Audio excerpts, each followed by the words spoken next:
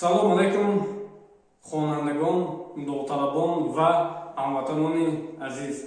Инак мо дарси дуюми биологияро дар YouTube дар канали олими ҳайратангез оғоз намудем.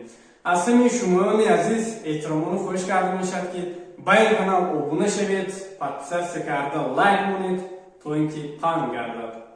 Мавзӯи имрӯзаи мо микроскоп ва пурбин мебошад. Мавзӯи имрӯзамон аз 4 нақши асосӣ иборат мебошад. Нақши аввал ин вазифа ва кашфи микроскоп, нақши дуюмин ин сохти микроскоп, нақши сеюмин хелҳои микроскоп ва нақши охирон, яъне ки нақши чорумин ин сохти пурбин мебошад.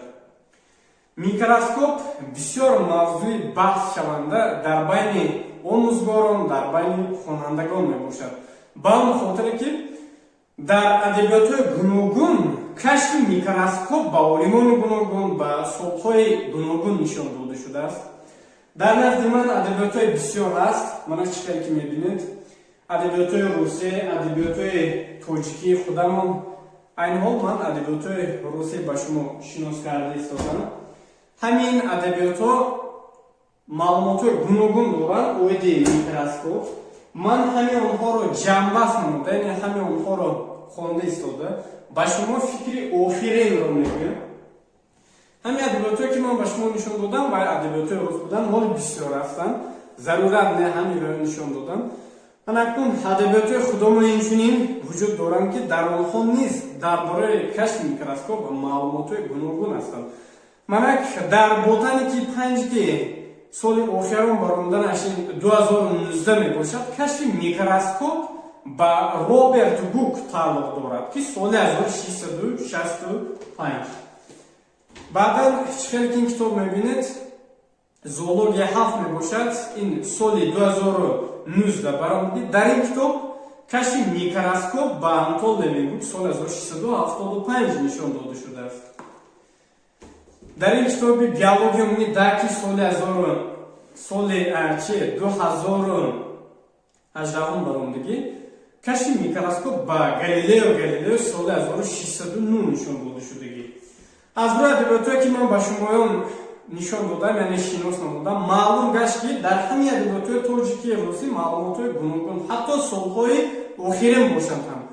Як саволе пайдо мешавад ки дар маркази миллию тести, дар олимпиадаҳо, дар потаҳо бояд мо кадом ҷавобе интихоб кунем?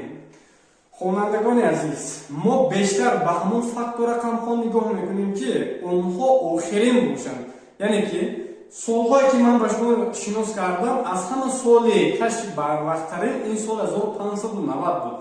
Яъне ки аввалин маротиба микроскопро соли 1590 аз тарафи Ханс Янсен ва Захар Янсен кашф карда шудааст.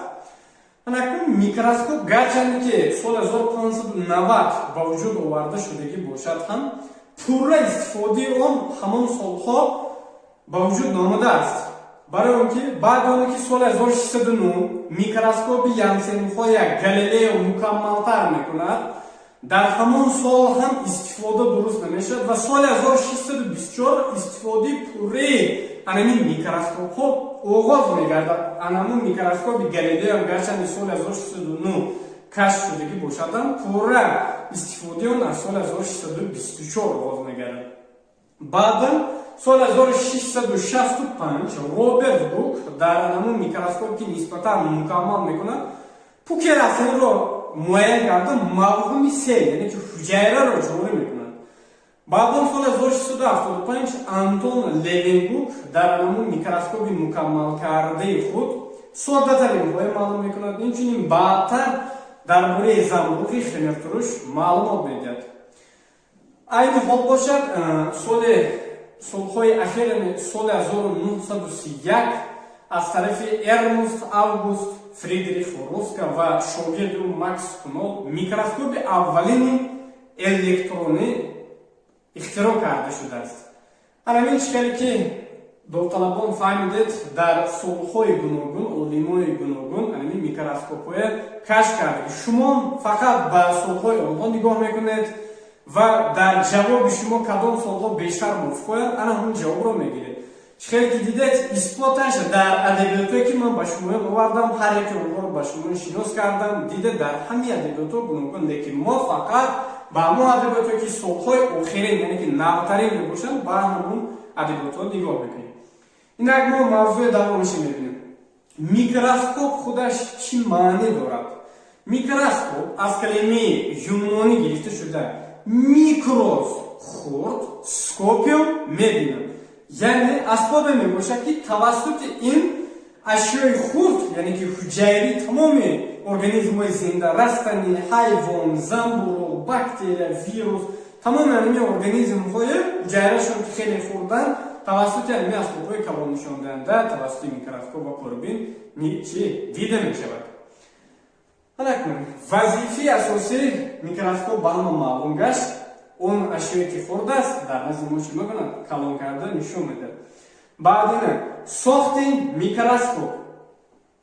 шикали ки шумо дар расм мебинед, сохти микроскоп аз чунин қисматҳо иборат аст.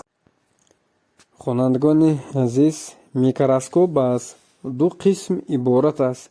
якум қисми механикӣ. ба қисми механикӣ пояча, мисчаи ашёгузор, тубус ва мехи тобак дохил мегардад. ба қисми оптикӣ бошад ойнача, окуляр ва объектив дохил мешавад. дар расм чӣ хеле ки мебинед, дар рақами 1 окуляр тасвир аст. окуляр аз калимаи лотинӣ гирифта шуда маънояш чашмак аст. қисмати асосии микроскоп мебошад. аз ду шишаи пурбинӣ иборат буда, дар қисмати болои тубус ҷойгир аст. дар рақами 2 тубус ҷойгир аст. тубус аз калимаи лотинӣ гирифта шуда маънояш найча мебошад. вазифаи асосии тубус ба ҳамдигар пайваст намудани окуляр ва объектив мебошад. довталабони муҳтарам, нақши сеюми мо ин хелҳои микроскоп мебошад. микроскоп аслан се хел мешавад. якум хели микроскоп ин мактабӣ мебошад. мактабӣ. дуюм хели микроскоп ин биологӣ мебошад. сеюм хели микроскоп бошад ин электронӣ мебошад. электронӣ мебошад. ҳанактун анами се микроскопе ки шумо дар тахтии синф мебинед, яъне ки мактаби, биология, электронӣ, аз рӯи кадом аломатҳо аз якдигар фарқ мекунанд ва барои чи айнан ба се асосан ба се гурӯҳ ҷудо карда шудагӣ? якум микроскоби мактабӣ. микроскоби мактабӣ нисбат ба ин ду микроскоби дигар соддатар мебошад. ба он хотир ки ҳаҷми ашёе танҳо 200 маротиба калон карда нишон медиҳад. микроскоби биологӣ бошад, нисбат ба мактабӣ сохти мураккаб дорад, нисбат ба электронӣ соддатар мебошад ва 3600 маротиба калон карда нишон медиҳад. микроскопҳои биологӣ ва мактабӣ танҳо тавассути равшанӣ кор мекунанд. дар ҳолати набудани равшанӣ ин микроскопҳоро истифода бурда намешавад. ҳанакун микроскопи электронӣ чи? микроскопи электронӣ ҳаҷми ашёя то миллионҳо маротиба калон карда нишон медиҳад ки ин бартарии ҳамин чӣ мебошад? микроскоп. инчунин бартарии микроскоп аз он иборат мебошад ки барои ин равшанӣ омили асосӣ ҳисобида намешавад. барои ин ҷараёни барқ омили асосӣ шуда метавонад.